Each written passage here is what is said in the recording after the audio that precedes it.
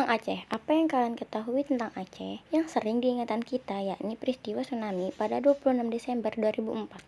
Tsunami itu terjadi karena adanya gempa bumi yang begitu dahsyat dengan kekuatan 9,3 skala Richter, terletak di Samudra Indonesia. Di samping tsunami, apalagi yang kalian ketahui tentang Aceh? Mungkin kalian juga pernah mendengar Aceh dikenal sebagai Serambi Mekah. Perlawanan Aceh melawan Belanda.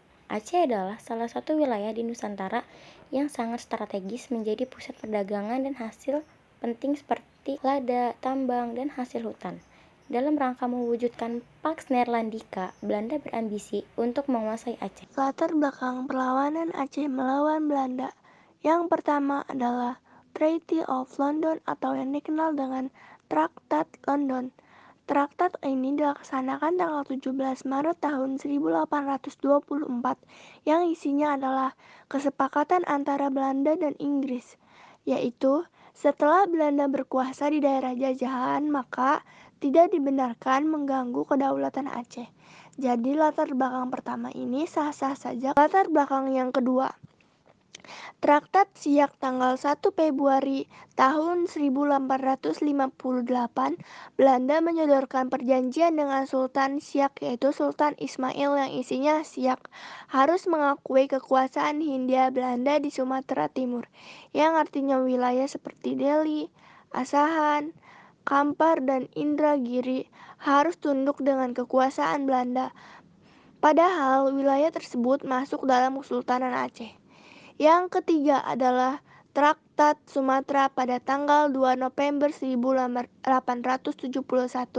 Ditandatanganilah Traktat Sumatera antara Inggris dan Belanda, yang isinya Belanda diberi kebebasan untuk meluaskan wilayahnya di seluruh pulau Sumatera. Hal ini yang kemudian membuat Belanda ingin menguasai seluruh wilayah di Sumatera termasuk Aceh, karena Aceh ini merupakan daerah yang kaya akan rempah-rempah.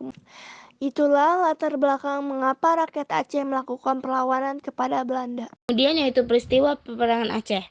Pada tahun 1873, Belanda mengirimkan ultimatum agar Aceh mengakui kekuasaan Belanda dan harus menyetop hubungannya dengan negara asing. Fase pertama jalannya perang Aceh itu tahun 1873, dipimpin oleh Jenderal Kohler dan membakar masjid raya yang dibangun oleh Sultan Iskandar Muda. Namun, penyerangan ini gagal dan menewaskan Jenderal Kohler pada tahun 1874. Pertempuran sengit terjadi di istana dan juga terjadi di Masjid Baitur Rahman.